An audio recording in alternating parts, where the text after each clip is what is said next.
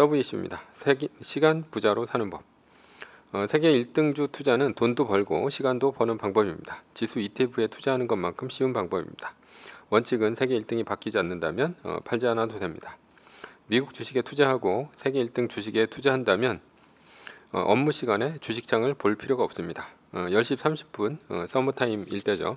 장 시작할 때 주식이 어떤가 살펴보고 다음날 장이 끝나는 시간인 오전 5시 서머타임 일대죠. 이때 보면 됩니다.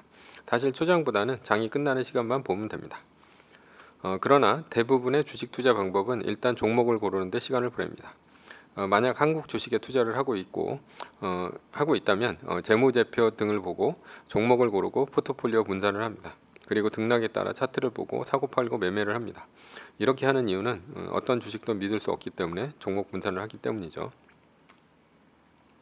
워렌 버핏의 버크셔 해서웨이 연평균 투자의 수익률이 21% 정도 됩니다. 워렌 버핏도 한때는 단타를 치기도 했습니다. 그의 수익률이 40%쯤 나왔다 합니다. 그런데 그만뒀습니다. 이유는 시간이 없었기 때문입니다. 자신만의 시간이 없었다는 얘기죠. 그래서 그런 투자는 다시는 안 한다고 합니다. 버크셔 해서웨이 투자는 현재 세계 1등주 투자법을 그대로 따르고 있습니다. 왜냐하면 애플의 비중이 51% 정도 되기 때문입니다. 워렌 버핏 세계 1등주 투자 중이라는 이제 다음 카페에 조던의 생각이 있고요. 동영상도 이렇게 찾아보시면 됩니다. 큰 비중을 차지하는 코카콜라, 아메리칸 익스프레스, 뱅크 오브 아메리카는 예전에 사놓고 팔지 않았습니다. 코카콜라는 무려 1987년도에 산 것이죠. 그리고 팔지 않았습니다. 4개 주식의 비중이 합치면 88%입니다. 나머지 주식이 12%인데 이들 주식은 1%대 이하로 투자하고 있습니다. 0.01% 투자하는 것도 많습니다. 그러니 사실상 워렌 버핏은 세계 1등주 투자를 따라하고 있는 중입니다. 워렌 버핏은 리밸런싱이나 말뚝박기 등을 알아도 할 수 없습니다. 왜냐하면 애플 주식 1%만 팔아도 시장이 흔들리기 때문입니다. 그래서 10%씩 파는 리밸런싱과 한 번에 몇십 %씩 파는 말뚝박기는 절대 할 수 없습니다. 그래서 코로나와 같은 위기 상황이 와도 그것을 설사 미리 안다고 해도 팔 수 없을 것입니다. 그러니 많이 오르면 현금 비중을 서서히 늘리는 전략을 펴니다.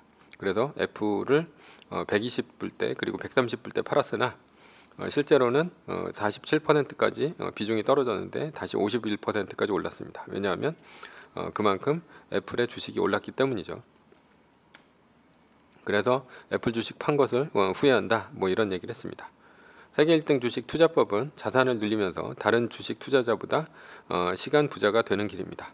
한국 주식 단타 치면 9시서부터 3시 30분 장이 끝나는 시간까지 컴퓨터 책상 앞에서 움직이지 못합니다. 장이 끝나면 그때서부터 내일 팔 거 그리고 오늘 산 거 차트 보고 또 분석해야 됩니다. 주식이 일을 해야 되는데 내가 일을 하고 있는 것이죠. 이래서는 투자를 하면서 시간을 벌 수가 없습니다. 그렇다고 세계 1등 주식보다 수익률이 좋냐?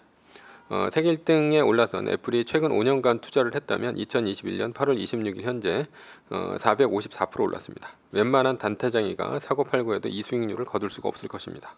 어차피 세계 1등의 투자 멘토인 워렌 버핏도 세계 1등에 투자하고 있지 않습니까? 뛰어봐야 부처님 손바닥 아닙니다. 한 해 동안 바짝 높을 수는 있습니다. 그러나 여러 해 주식을 해보면 압니다. 절대 지수 못 이기고 세계 1등 주식 수익률 못 이깁니다. 날고 긴다는 헤지펀드도 결국 지수 ETF에 지지 않았겠습니까?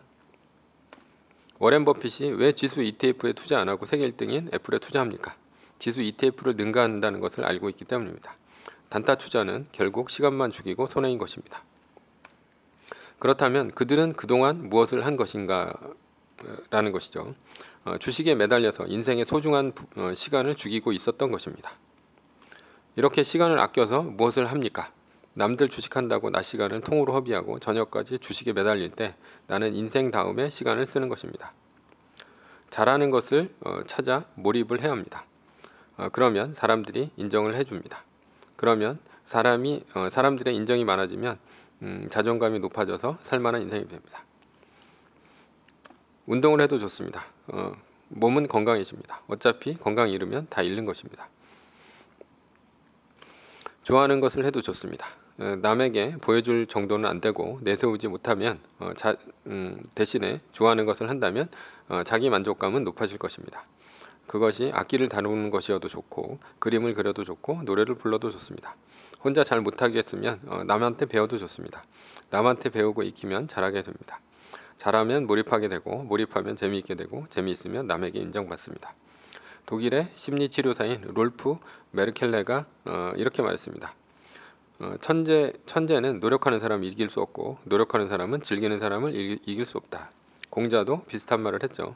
그러니 즐기면 언젠가는 천재도 이깁니다. 나누는 것을 해도 좋습니다. 도와주면서 자존감은 올라갈 것입니다. 왜냐하면 인정이라는 것은 누군가에게 주고 내가 받는 것이기 때문입니다. 기부란 무엇입니까? 돈이나 노동이나 재능을 주고 누군가에게 고맙다는 인정을 받으면 그것이 기부입니다.